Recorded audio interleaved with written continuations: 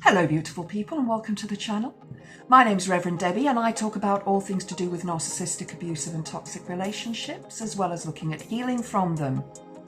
And today's video, how the narcissist changes us. And change is constant. We know this. We know that things change from a day-to-day basis. Our sleep patterns change, what we do changes, how we think changes, the things that happen to us during that day are different from the previous day. So there's constantly change. But when talking about how a narcissist changes us, it's how they manipulate us and control us into becoming the beings that they want us to be and doing the things that they want us to do. Now, there's a quote that I've got here which I love, and I don't know who said the quote, so please, anybody who this quote belongs to, feel free to pop your name in the comments below and let me know. I tried to look for it, but I couldn't find it. And the quote is, "They said I changed a lot. I said a lot changed me." And change, as I mentioned, is constant. It happens all the time. But in the context of a narcissistic abusive relationship, that change may be involuntary. It may be forced upon us. And I'm going to have a look at the way that that may happen within your relationship. And I want you to think about your life and where you wanted to be at this point in your life. If you're still in the narcissistic relationship, if you've moved on, well done, yay. But if you're still in the narcissistic relationship, is this what you expected? Did you want something else in your life? And if you did, maybe now is the time to get that, to reach for that change, to make that change. Not always easy. So before I get into the body of the video, if you enjoy it, please click the like button. Please subscribe to the channel. We really need more subscribers. Please, please, please. If you could subscribe, that would be amazing. And if you want to get hold of me and have a discussion about your narcissistic relationship or the relationship that you had and what you're doing at the moment, you can email me at debiwolfmoon@yahoo.co.uk. So let's say it's a year on from when you met your current partner, this narcissist. You didn't know they were a narcissist at the time. Perhaps you'd never even heard of the term. I certainly hadn't. And I didn't realize that it actually had something to do with personality types. Now, I want you to all to remember that I am not talking about somebody with NPD, narcissistic personality disorder, because most people with NPD will never get diagnosed because they don't think there's anything wrong with them. And that has to be diagnosed by a clinician. I'm talking about people with narcissistic personality traits. Okay, so these are people who perhaps maybe a narcissistic personality disorder if they were diagnosed, but they currently carry these traits. They're abusive traits, they're nasty traits, they're not traits that anybody wants in their life. So you've been with this person for a year and you've noticed things have changed and you've changed, and maybe it's not the changes that you wanted or expected to make in your life. They're not what you hoped for. So maybe the change is that you used to have spare time, and when you had spare time, you would go and exercise. Perhaps you would go to a yoga class or a Pilates class. You would meet your friends once or twice a week, go for drinks, have a girls' night. Perhaps you would go to a spa. Perhaps your friends would come round to you and you'd have a spa evening or even a spa day. And you suddenly realize that those things haven't happened for a long time. And you start to ask yourself, well, why? What has happened that I'm not doing those things that I used to love and enjoy? Perhaps you had, as a woman, perhaps you had a lot of male friends, or as a man, perhaps you had a lot of female friends. And now all of a sudden you found that your partner has asked you not to see those friends. And while it can be understandable for a person who has, a low self-esteem of themselves, it's also very controlling. We are entitled to have friends, whether they're male or female. And you shouldn't have to stop being friends with a male or female, depending on what gender you are, because your partner doesn't want you to be with people of the opposite sex or opposite gender or opposite type, if they are gay or bisexual, whatever they are. So my next didn't like the fact that I had a lot of male friends. I always have had a lot of male friends. I also have a lot of female friends. But what happened was that I stopped seeing my friends. I stopped getting together with them because the narcissist would come up with all sorts of things to deter me from spending time with those friends.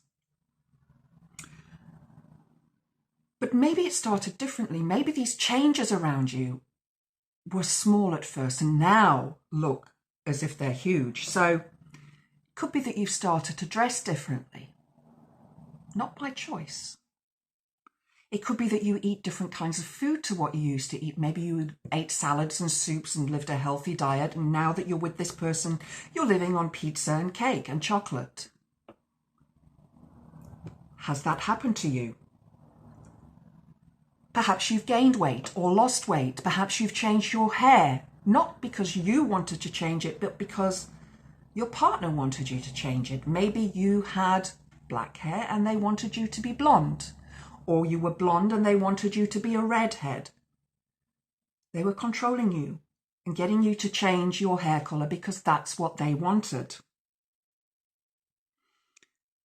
Your partner felt that the way you dress or the way you wear your hair or makeup would be better for you. And they gaslight you into believing this. They manipulate you and trick you and take you on a little journey so that you will make these changes for them. And because you love them and you think they love you, you do. Maybe you've moved to a different area, an area that you don't like because your partner wanted to move there. Or maybe you're still living in the place that you were living when you moved in together and you don't like it. You want it to change.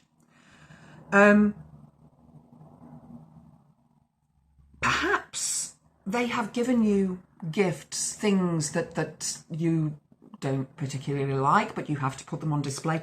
And all those wonderful gifts that friends or past partners gave you, you now have to put away and hide because your narcissistic partner doesn't want you to have those things. They don't want to see these things. They're not what they gave to you. Somebody else gave them to you. You changed because the narcissist coerced and manipulated you into changing. You didn't change because you wanted to.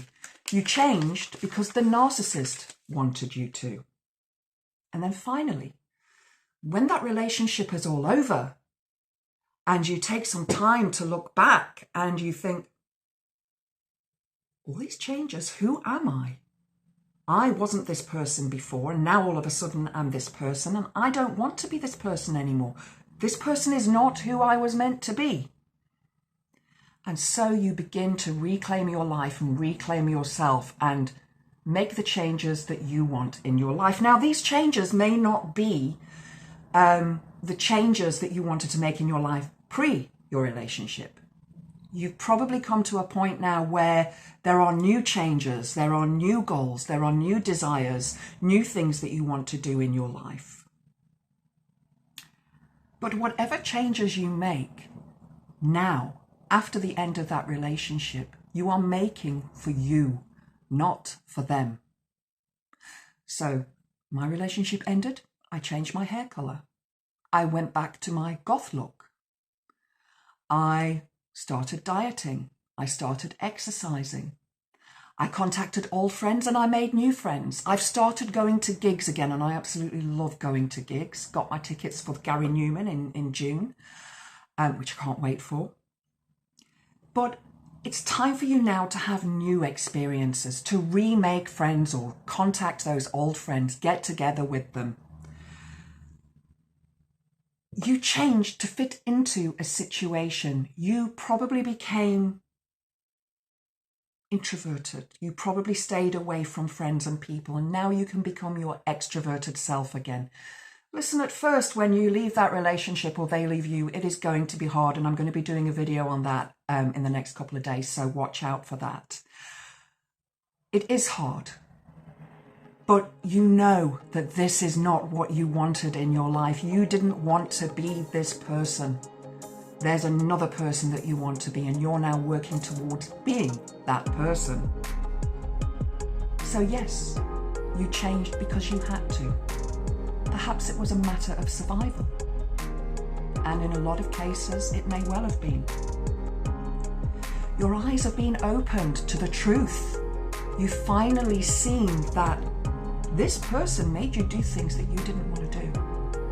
And that might not just be a sort of external change. It could be an internal change as well. It could be that you've changed your point of view around religion, or around politics, or around your belief system.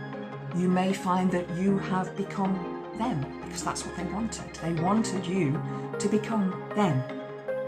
But now you have the knowledge and understanding that you need. You know that you didn't change because you wanted to. You know that the changes were forced upon you, and you had to go with those changes in order to stay with that relationship. So yes, you have changed, but you changed to protect and heal yourself. I hope you've enjoyed the video. If you have, please click the like button. Please subscribe to the channel. Please, please, please. Please click like. It's a simple thing to just hit that like button. And I hope to see you next time. Blessed be.